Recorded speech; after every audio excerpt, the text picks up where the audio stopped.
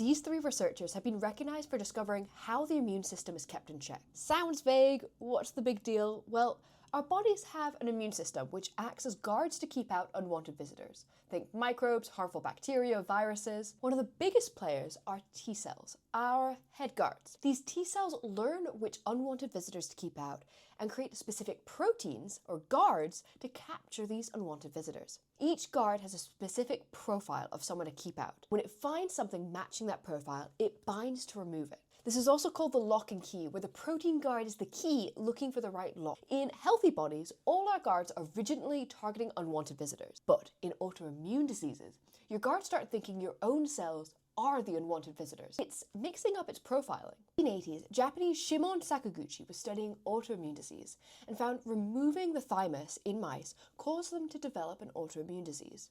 Conclusion? The thymus is creating something crucial to help our guards tell our own cells apart from unwanted visitors. Well, much more research uncovered a specific type of head guard that calls the shots.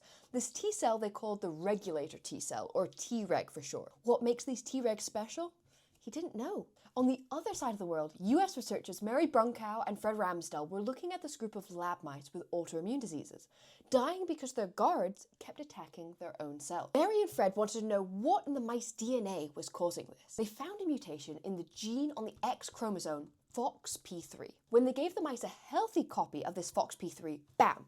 The mice stopped dying. They followed this up looking at DNA in human autoimmune disease patients and found they often had a mutation in FOXP3, meaning a healthy copy of this FOXP3 gene prevents the T cells from attacking their own cells. Well, Simon saw this paper on the other side of the world and wondered, could this FOXP3 gene be what makes his Treg special? And yes, FOXP3 gene turned out to be a transcription factor, turning on instructions for how to build proteins. In this case, instructions for how to build Tregs. A healthy FOXP3 helps make Tregs, or head guards, that help identify your body's cells from unwanted visitors.